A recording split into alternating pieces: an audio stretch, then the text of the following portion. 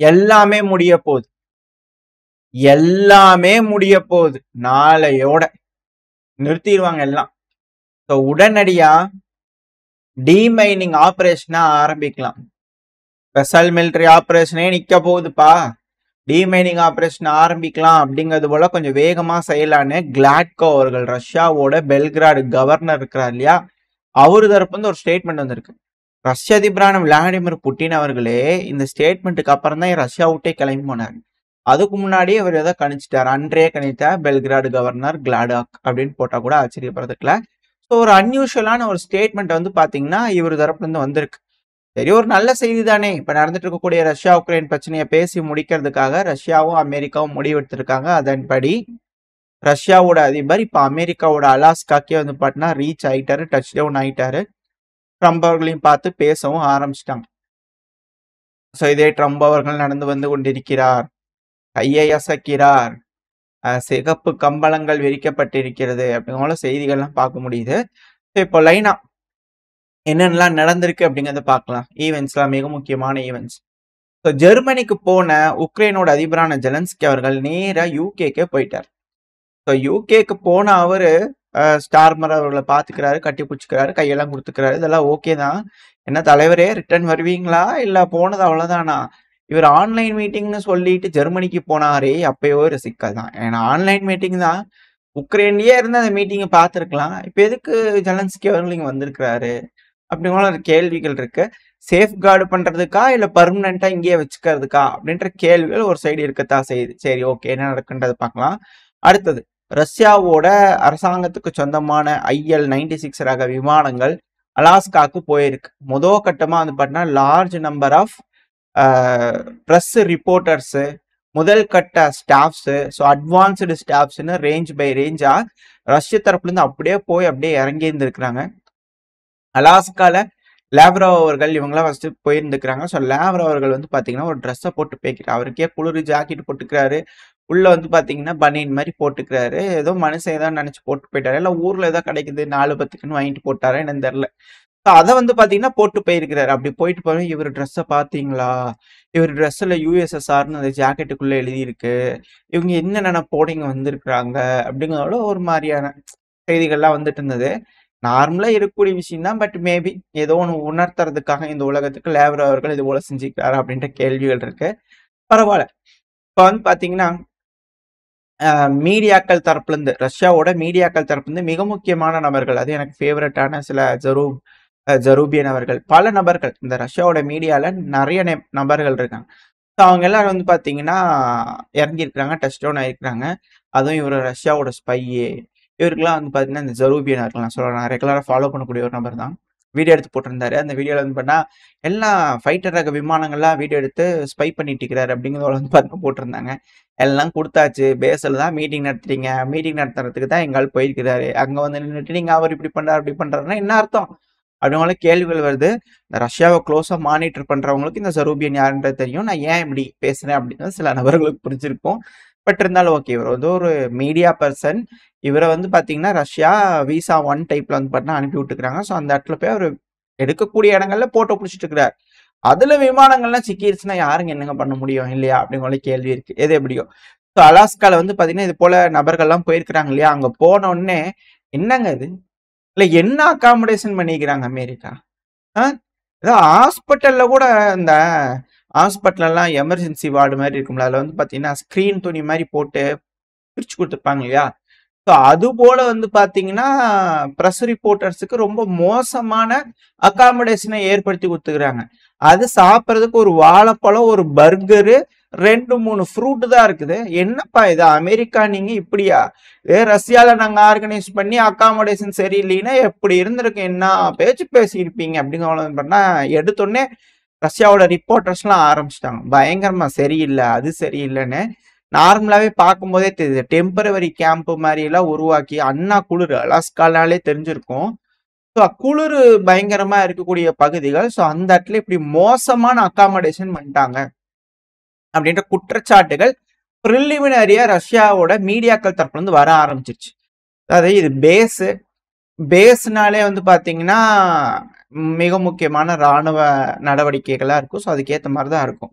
பேஸ்ல வந்து press ரிப்போர்ட்டர்ஸ்ல accommodate பண்ணி லார்ஜ் நம்பர்லாம் வந்து பாத்தீங்கன்னா பண்ண முடியாது. அதுக்கு ஏத்தபடி பேஸை ரெடி பண்ண மாட்டாங்க. இது என்ன மண்டபமா, கல்யாண மண்டபமா? எல்லாத்துக்கும் ஏத்த மாதிரி ஒருத்தவங்களுக்கு ரூம் கொடுத்து எல்லாம் பண்றதுக்கு அப்படிங்கிறது போல சில நபர்கள் தரப்பிலிருந்தாலும், நாங்களாம் இப்படி பண்ணியிருப்போமா? இல்ல நாங்க பண்ணியிருந்தா நீங்க என்னல பண்ணியிருப்பீங்க? அப்படிங்கிற மாறி மாறி குற்றச்சாட்டுகள் வந்துகிட்டு இருக்கு. பட் ஆனா ரொம்ப மோசமா பிரஸ் ரிப்போர்ட்டர்ஸை ட்ரீட் பண்ணிக்கிறாங்க அமெரிக்கா. அவங்களே நட்டமான நாடு, திவாலான நாடு. ஸோ அதனால அப்படி இருக்கலாம். கடன் சுமையில் இருக்கக்கூடிய, வாடிக்கொண்டிருக்கக்கூடிய அண்டர் டெவலப்டு நாடாக கூடிய சீக்கிரத்துல மாறக்கூடிய ஒரு நாடு தான் அமெரிக்கா. ஸோ அதனால அவங்க கொஞ்சம் பார்த்து அட்ஜஸ்ட் பண்ணிக்கலாம். பரவாயில்ல, புவர் நாடு தான், நீ அட்ஜஸ்ட் பண்ணிக்கலாம் அப்படிங்கிறது போல சில நபர்கள்கிட்ட இருந்து கருத்துக்கள் வருது. ஸோ என்ன நடக்க போகுது அப்படிங்கிறது வெயிட் பண்ணி பார்ப்போம். ஸோ ப்ரெஸ் ரிப்போர்ட்டருக்கு ப்ராப்பரான மரியாதை தரவில்லை. டெம்பரவரி டென்ட் எல்லாம் போட்டு ரொம்ப அசிங்கம் பண்ணிக்கிறாங்க இந்த அமெரிக்க தரப்புலேருந்து. ஸோ பார்ப்போம் அடுத்தடுத்த மீட்டிங் எப்படி நடக்க போகுது. ரஷ்ய அதிபர் கிட்ட இது மாதிரி கம்ப்ளைண்ட்ஸ் போகும்போது அவர் எப்படி ஹேண்டில் பண்ண போறாரு.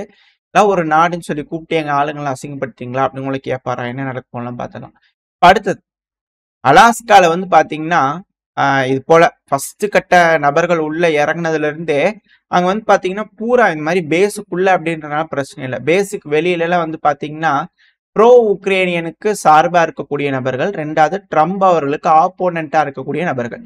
இவங்க எல்லாரும் ஆர்கனைஸ் பண்ணி ப்ரோ உக்ரைன் ரேலி வந்து பாத்தீங்கன்னா நடந்திருக்கு, ப்ரொட்டஸ்ட் மாதிரி நடந்திருக்கு. பட் இது ஒரு பேஸ் அப்படிங்கறதுனால யாராலையும் எதையும் சீர்குலைக்க முடியாது, எந்த ஒரு அசம்பாவிதங்களையும் ஏற்படுத்த முடியாது. அப்படி பண்றாங்கன்னா அமெரிக்கா வம்படியா செஞ்சுக்கிறாங்கன்னு அர்த்தம். ஸோ இதனால வந்து பார்த்தா ப்ரொட்டஸ்டர்ஸ்லாம் கொஞ்சம் வெளியே நின்றுக்கிறாங்களே தவிர அது உள்ள வர்றதுக்கான பாசிபிலிட்டி இல்லை. ஸோ அடுத்து வந்து பாத்தீங்கன்னா இது போல மீடியா பர்சன்ஸ்லாம் உள்ள இறங்கினதுக்கு அப்புறமா புட்டின் அவர்கள் கிளம்புறதுக்கு முன்னாடி இன்னர் சர்க்கிளோட வந்து பார்த்தீங்கன்னா ஒரு மீட்டிங் போட்டிருந்திருக்கிறாரு. ஸோ அந்த மீட்டிங்ல ட்ரம்ப் அவர்களோட என்னென்னலாம் டிஸ்கஸ் பண்ண போறோம். ட்ரம்ப் அவர்கள் வந்து பார்த்தீங்கன்னா உண்மையாலுமே இந்த பிரச்சனை முடிக்கிறதுக்கான எஃபோர்ட் காட்டுறாரு, ரொம்ப அதிகப்படியான எஃபோர்ட் போறாரு. ஸோ அதுக்கு நம்ம என்னெல்லாம் செய்யலாம், இந்த மாதிரியான ஆப்ஷன் இருக்குன்னு இன்னர் சர்க்கிளோட டிஸ்கஸ் பண்ணிக்கிறாரு. அவங்களோட ஒப்பீனியன்ஸையும் வாங்கியிருக்கிறார். ஸோ இது எல்லாத்தையும் வாங்கினதுக்கு அப்புறம் ரெடி ஆகிக்கிறார். ரெடி ஆனதுக்கு அப்புறமா கிளம்பி இருக்கிறாரு. அவரோட விமானம் கிளம்புற அந்த ஃப்ளைட் ரேடார் சிக்னல் ஆன் பண்ணதுலேருந்து 3,80,000 பேர், கிட்டத்தட்ட 4 லட்சம் பேர்த்துக்கு மேல ஃப்ளைட் ரேடார்ல அவரோட ஃப்ளைட் எங்க போகுது அப்படிங்கிறத வந்து பார்த்தா வேடிக்கை பார்த்து கொண்டு இருக்கிறார்கள். இதை 3Dலேயே வந்து பார்த்தீங்கன்னா டிசைன் பண்ணி போயிட்டு இருக்கு. போயாச்சு தான் டச் டவுன் ஆயிருச்சு அப்படிங்கிற ஒரு செகண்டும் ஃபிங்கர்ஸ் கிராஸ். ஏன்னா ஈரானுக்கு நடந்த மாதிரி ஏதோ ஒன்று ஆயிருக்குள்ள இல்லையா. நம்ம புட்டின் அவர்கள் வேற ரொம்ப ஆவலை எதிர்பார்த்துருக்கணும், எதுக்கு தாங்க போறாங்க அப்படிங்கிற ஒரு கேள்விகள் இருந்தாலும் பரவாயில்ல, சிங்கம் வந்து தைரியமா எதிரியோட இடத்துக்கே போய் நின்று கர்ஜனையோட ரிட்டர்ன் வரப்போதா, என்ன நடக்க போகுது அப்படிங்கிறது பார்க்கலாம். ஸோ 4 லட்சம் பேர்த்துக்கு மேலே வந்து பார்த்தீங்கன்னா ஆக்டிவாக அந்த விமானத்தை வந்து ஃபாலோ பண்ணிட்டு இருந்துக்கிறாங்க. ஸோ அந்த விமானம் வந்து பார்த்தீங்கன்னா டச் டவுன் ஆயிருக்கு. டச் டவுன் ஆனதுக்கு அப்புறமா முறையாக ட்ரம்ப் அவர்கள் புட்டின் அவர்கள் நேரில் பார்த்துக்கிறாரு. ட்ரம்ப் அவர்களே நேரில் வந்து கைகுலுக்கி விளாடிமிர் புட்டின் அவர்களுக்கு சிவப்பு கம்பளம் விரிச்சு வந்து பார்த்தா கூட்டிட்டு போயிருக்கிறாரு.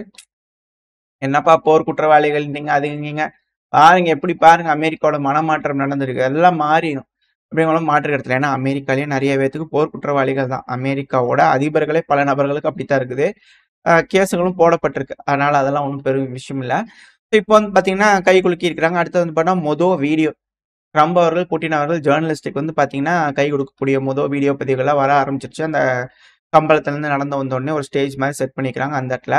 ஸோ அந்த டைம்ல வந்து பார்த்தீங்கன்னா பாம்பர் ரக விமானம், அதுக்கு எஸ்காட்டா F-35 ரக விமானங்கள் அப்படியே ரெஸ்பெக்ட் கொடுக்குற மாதிரி வந்திருக்கு. இது ரெஸ்பெக்ட் கொடுக்கறதுக்காகவா இல்லை மைட்டை காட்டுறதுக்காகவா அப்படிங்கிற போல இருக்கு. பட் எது எப்படியோ இது போல மீட்டிங்லாம் நடந்திருக்கு. அதுக்கப்புறம் வீடியோ ட்ரம்ப் அவர்கள் வந்து பார்த்தீங்கன்னா புட்டின் அவர்களும் கார்ல ஏறி நேராக மீட்டிங் நடக்கக்கூடிய அந்த இடத்துக்கு போயிருக்கிறாங்க. அங்கே போனதுக்கு அப்புறமா 3-on-3 ஃபார்மேட்ல வந்து பார்த்தீங்கன்னா மீட்டிங் ஆர்கனைஸ் ஆயிருக்கு. ட்ரம்ப் அவர்கள், புட்டின் அவர்கள், ஸோ இவங்களோட தலைமையில 3-on-3 ஃபார்மேட். மொத்தம் 3 பேர், ரஷ்ய தரப்புலேருந்து 3 பேர், அமெரிக்க தரப்புலேருந்து 3 பேர். ஸோ இதில் வந்து பார்த்தீங்கன்னா ரஷ்ய தரப்புல புட்டின் அவர்களோட லாவ்ரோவ் அவர்கள் ஃபாரின் மினிஸ்டர், அப்புறம் உஷங்கோ அவர்கள் ஸ்பெஷல் என்வாய்.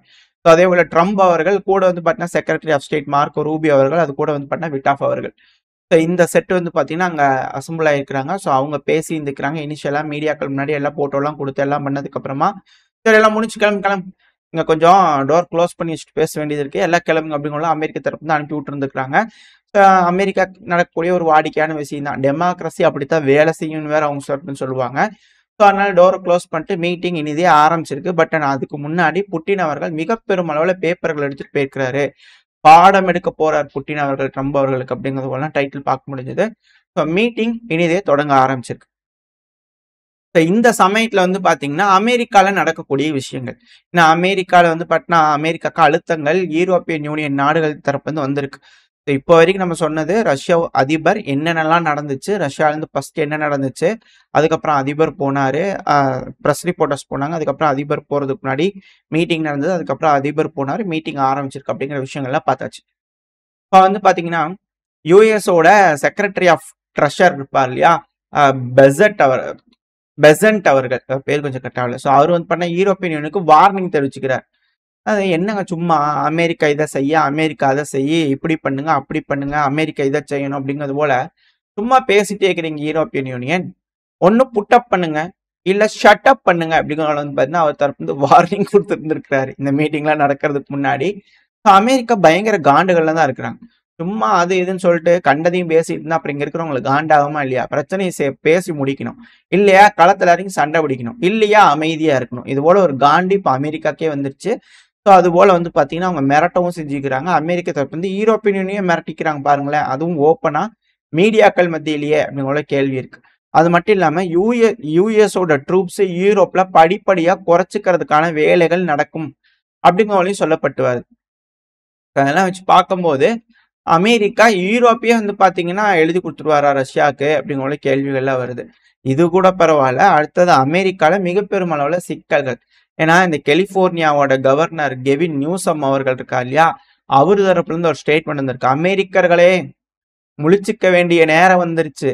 இப்ப நீங்க முழிச்சுக்கல அப்படின்னா நீங்க முழிக்கும் போது நாடே இல்லாம போயிருமாப்பா. ட்ரம்ப் அவர்கள் 3வது டேர்முக்கு வந்து நிக்கிறதுக்கான வேலைகளை பார்த்துட்டு இருக்கிறாரு. ரொம்ப சரியில்லை. 2022ல திருப்பி அவர் வந்து பாத்தீங்கன்னா 3வது முறையா நான் அதிபராக போறேன்னு வந்து நின்று வர சட்டத்திட்டங்கள்லாம் மாற்றி, அதனால இப்பவே விழிச்சுக்கோங்க, முழிச்சுக்கோங்க, நடக்கிறதெல்லாம் செஞ்சிருங்க, இல்லைன்னா மிக பெரும் சிக்கலை சந்திப்போம் அமெரிக்கா அப்படிங்கிறது போல இவரு தரப்பு வந்து சொல்லிட்டு இருக்கிற ஸ்டேட்மெண்ட். அதாவது ஒரு சைடு அமைதி பேச்சுவார்த்தை நடந்துட்டு இருக்கு, இன்னொரு சைடு கலவரங்கள் உண்டாயிருமா? இந்த ரிசல்ட் வந்து எசக்கு புசக்கா இருக்குன்னா மிக பெரும் அளவுல கலவரங்களை உண்டாகிறதுக்கான பேக்ரவுண்ட் வேலைகள் நடந்துகிட்டு இருக்கு அப்படிங்கிறதையும் சொல்லப்பட்டு வருது. இந்த பேச்சுவார்த்தை சரிவர முடியல அப்படின்னா ரஷ்யாவுக்கு மிக பெரும் அழுத்தங்கள் கொடுப்பேன், பெரும் சாங்ஷன்ஸ் போடு அப்படிங்கிற ஒரு சைடு ட்ரம்ப் அவர்கள் மிரட்டல். ஸோ என்ன நடக்க போகுது, ஏது நடக்க போகுது, இந்த ரிசல்ட் பாசிட்டிவா வந்தாலும் சிக்கல், நெகட்டிவா வந்தாலும் சிக்கல்.